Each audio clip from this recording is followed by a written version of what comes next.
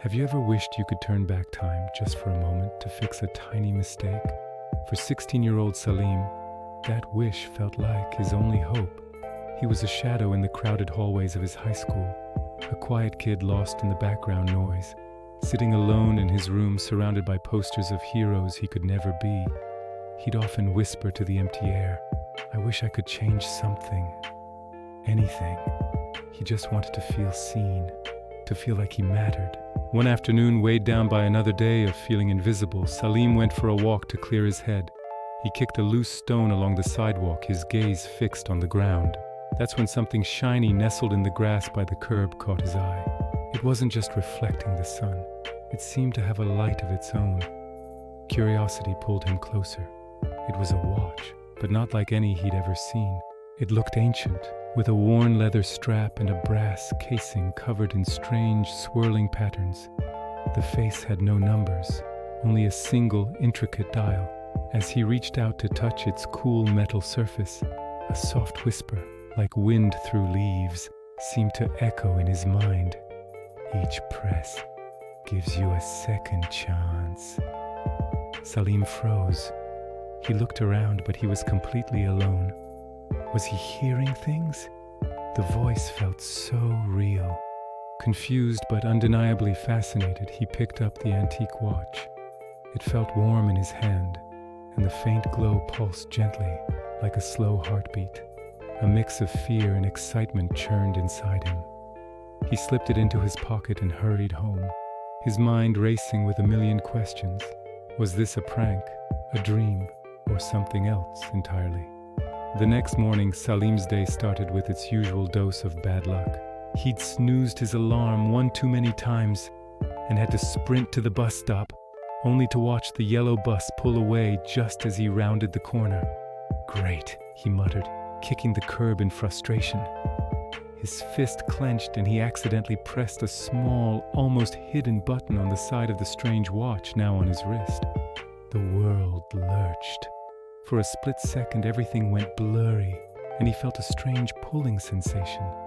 When his vision cleared, he was standing at the corner again, but this time, the bus was just approaching the stop, its brakes hissing. It hadn't left yet. He stared in disbelief. Did that just happen? He shook his head, thinking it was a fluke. He got on the bus, his heart pounding. Later that day, just to test it, he deliberately dropped his pen. He pressed the button. Instantly, he was back in his seat, the pen still in his hand, a full 30 seconds before he dropped it. It was real. The watch could turn back time, but he quickly learned its limit. He could only rewind a single moment once. No do-overs for his do-over. This newfound power changed everything. Salim started using the watch to smooth out the rough edges of his life. That awkward moment when he tripped over his own feet in front of everyone? Zap. He was standing upright, walking smoothly past. That time he gave a snappy, rude reply to his best friend. "Mike, press."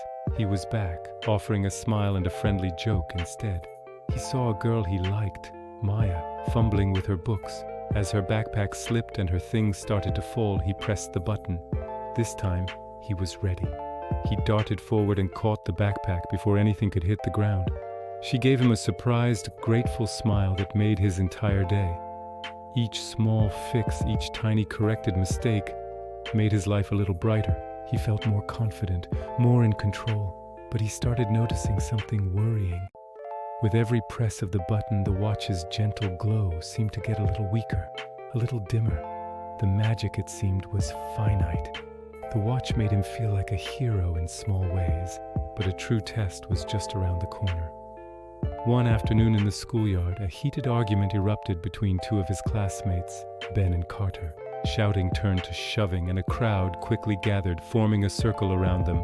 Salim's first instinct was to use the watch. He wanted to stop it before it began. He pressed the button. He found himself a minute earlier, with Ben and Carter just starting to argue. He tried to distract them, to say something, but his voice was too quiet, and they ignored him. The fight happened anyway. Frustrated, he tried again, this time trying to get a teacher's attention, but he was too slow. The fight broke out. He tried a third time, a fourth, a fifth. Each time he rewound the moment, he tried a different tactic, but nothing worked. He was just an observer, powerless to change the inevitable crash. With each desperate press, the watch on his wrist grew dimmer and dimmer, its light barely a flicker. A crushing realization washed over him. Some problems couldn't be solved by turning back the clock. Some problems required something more. They required courage. Standing there, watching the scene unfold for what felt like the 10th time, Salim looked down at the nearly dark watch. The magic was almost gone. He had a choice.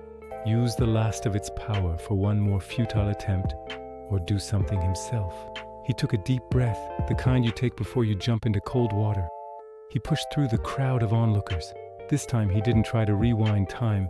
He stepped right between Ben and Carter, who were now grabbing each other's shirts. "Hey, stop!" he yelled, his voice louder and stronger than he'd ever heard it. They both turned to him, surprised by the interruption.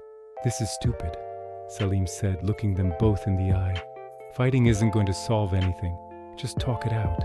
For a moment, nobody moved. Then slowly, Ben and Carter let go of each other. The tension broke. As they started to talk instead of fight, Salim felt a sudden warmth on his wrist. He looked down. The watch was glowing with a brilliant, blinding light, brighter than it had ever been before. And then just as quickly the light faded completely, leaving the metal cold and dull. It was as if the watch was telling him, "Your greatest chance is the one you create yourself." On the walk home, the sun was setting, painting the sky in shades of orange and purple. Salim looked at the lifeless watch on his wrist. It had served its purpose. As he watched, the old worn metal and leather began to shimmer, not with magical light but with a different kind of energy. It slowly dissolved into a stream of fine, golden dust that caught the evening breeze and scattered into the air, disappearing as if it had never been there at all. Salim wasn't sad. He smiled, a genuine, confident smile that reached his eyes. He finally understood. The watch wasn't the solution. It was a lesson. It had shown him that while we all wish for second chances, the most powerful ones are those we make for ourselves, with our own courage and our own voice. He looked ahead, the streetlights flickering on one by one, illuminating his path forward. "Sometimes," he whispered to the world, "we are the second chance." And with a newfound confidence in his step, he walked on, no longer a shadow, but someone ready to face whatever came next. Thanks for watching.